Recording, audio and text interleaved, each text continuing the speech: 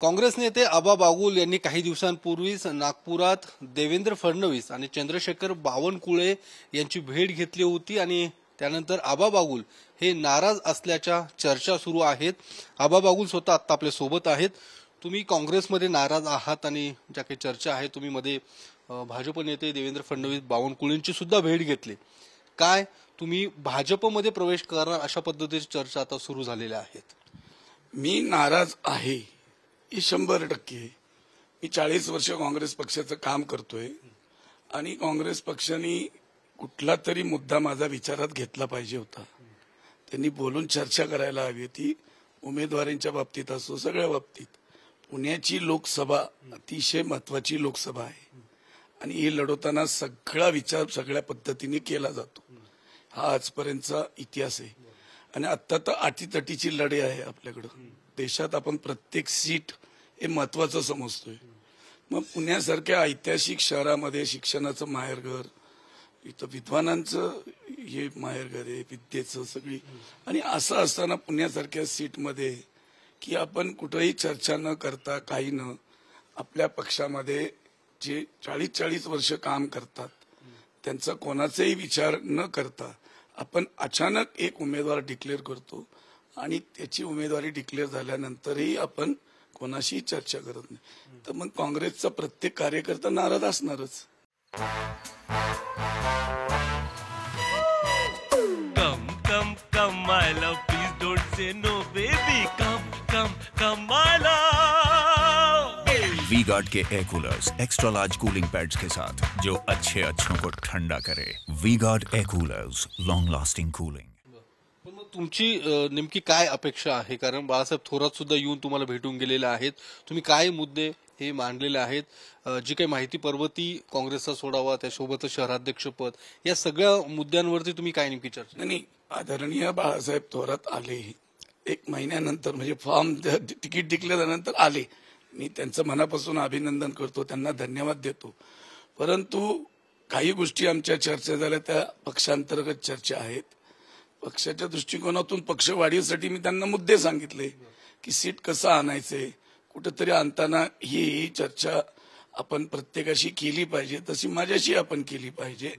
आम्ही त्यांना सांगितलं की बाबा तुम्ही ही काय करणार माझं, की मला पक्षामध्ये असं दरवेळेला डावललं जातंय की गेले 15 वर्ष पर्वती मतदारसंघ हा आपण विनाकारण आपल्या राष्ट्रवादी पक्षाला का दिला?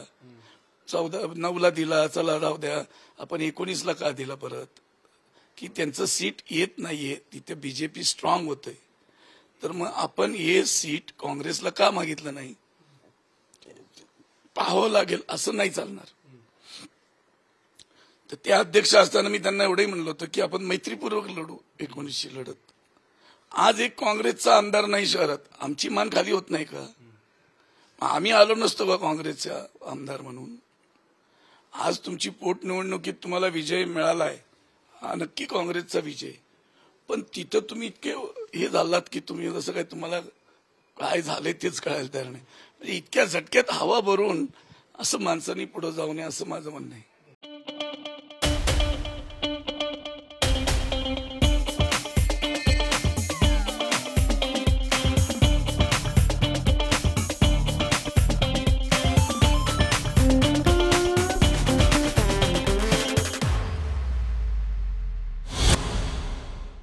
शहराध्यक्षाची सुद्धा मागणी तुम्ही केलेली आहे, काय नेमकं? आता शहराध्यक्ष प्रभारीच आहेत, गेले 2.5-3 वर्ष झालेले आहेत। तर मग प्रभारी त्यांनी दुसरा बदलून आम्हाला दिला असतं तरी आता आम्ही काम केलं असतं ना जोरात। अरविंद शिंदे वाईट काम करतात असं नाही ना, परंतु आत्ताच्या परिस्थितीमध्ये प्रत्येकाला संधी दिली पाहिजे, वेगवेगळे कार्यकर्ते आले पाहिजे। तुम्ही नीट पाहिलं का आता काँग्रेसमध्ये कुठले नवीन कार्यकर्ते दिसतात का हो? 10 वर्षामध्ये काँग्रेसमध्ये एक नवीन कार्यकर्ता, एक युवती, एक मार्गदर्शक असे कोणी आहेत का? मी एकटाच नाराज नाही, अनेक लोक नाराज आहेत। कोण तुम्हाला आता काँग्रेस पक्षाचं लोकसभेचं काम करताना दिसतंय? रोज वर्तमानपत्रातही वाचताय, तुमच्या मीडियातही तुम्हाला कोण नवीन दिसतंय का? आणि कोण सक्रिय कोण नाहीये तुम्हाला दिसतंय? पण मग आत्ताच्या या सगळ्या याच्यावरती काय चित्र वाटते पुणे लोकसभेच्या संदर्भातलं? तुमचा पक्षाचा सुद्धा उमेदवार आहे, तिकडे भाजपकडनं सुद्धा उमेदवार देण्यात आलेला आहे.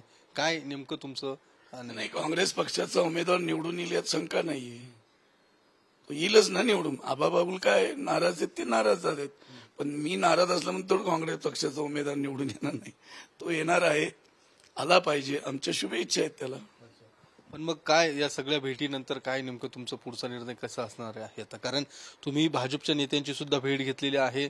त्यावर काल काँग्रेस भवनमध्ये काही लोकांनी आंदोलन केलं, बॅनर घेऊन बाळासाहेब थोरात या सगळ्या याच्यावरती तुमची पक्षातनं हकालपट्टी करा अशा पद्धतीची मागणी काल करण्यात आली होती. आणि ते काँग्रेसचे वरिष्ठ नेते आहेत, त्यांनी ठरवायचंय की काँग्रेसमध्ये कोणी राहायचंय. कालच्या आलेल्या कुठल्या कार्यकर्त्यांनी नाही ठरवायचं.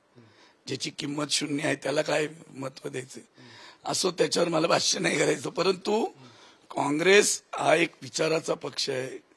त्यांनी नाराजगी काढली पाहिजे प्रत्येक कार्यकर्त्याची. आबा बागुलची नाही, प्रत्येकांची नाराजगी आहे. आणि प्रत्येक शहरामध्ये आहे, प्रत्येक जिल्ह्यामध्ये, सांगलीमध्ये आत्ता चालू आहे ना नाराजी नाट्य. एकाच पुण्यात आहे का? महाराष्ट्रात किती ठिकाणी नाराजी नाट्य चालू आहेत. मग तिथे नाराजी नाट्य करायला आपले प्रांत अध्यक्ष जातात. मग पुण्यातच का वाटत नाही प्रांताध्यक्षांना नाराजी नाट्य काय आहे बाबा, नक्की का नाराज आहेत, आपण काय शब्द दिले होते यांना, मग आपण ते शब्द कसे पाळणार आहेत, आपण राष्ट्रवादीशी चर्चा करणार आहात का, पर्वती त्यांच्याकडे मागणार आहात का, मग कुठेतरी बदल काही करणार आहात का? अरे 40 वर्षात संघटनेत मला एक पद दिलं नाही, मग त्याचा नाराजगी आता मी नाही करायची का मी बघत बसायचं, काम करत राहायचं? मी काम करणारच आहे आज ना उद्या. आणि मी कुठल्या पक्षाशी गेलोय का? मी जाणार तर ठोकून जाणार, मी असं लपून छपून जाणारातला नाहीये. कधी काय काय ठरलंय का काय कधी जायचं? कारण भेटीगाठी तर झाल्या आहेत, पण काही असं ठरलं की या तारखेला? आमची भेट ही नागपुरात कुठेही आमची झालेली नाही. ती वैयक्तिक भेट होती. जी भेट गोपनीय असती ती पत्रकार संघात नसते. सगळे कॅमेरे 200 तिथं असताना नसते. आपला हा गैरसमज आहे की आपल्या प्रत्येक कॅमेरामनला विचारा की ती भेट कुठे. नागपूर प्रेस क्लबला मी भेटायला जाईल का गोपनीय भेट असते तर? मी प्रेस क्लबला भेटायला गेलो. याचा अर्थ आमची काही वैयक्तिक कामं आहेत. आमचे बावनकुळे साहेब आमचे नातेवाईक पण आहेत आणि आम्ही नातेवाईकाच्या दृष्टिकोन आमचं एक वैयक्तिक, ते म्हणले तिथं भेटायला या, मला वेळ नाहीये, प्रचाराचा धडाका चालू आहे. मग आम्ही गेलो तिथं भेटायला. मग आम्ही बाळासाहेब थोरातांनाही नागपुरात भेटलो रेडिसन क्लबला. आम्हाला अनेक काँग्रेसचे नेते भेटले, शिवसेनेचे नेते भेटले. मग आम्ही सगळीकडेच गेलो का? असं काही नाहीये. या सगळ्या वावड्या आहेत. कोणाला आबा बागुल नकोय हे काँग्रेसमध्ये हे षडयंत्र कोण करतंय याचा शोध तुम्ही घ्या. तर काँग्रेसमध्ये आबा बागुल का नकोय असं हे षडयंत्र नेमकं कोण रचतंय असं आबा बागुलांचं म्हणणं आहे. कॅमेरामन अभिजित पिसेसह मी योगेश बोरसे, TV9 मराठी, पुणे.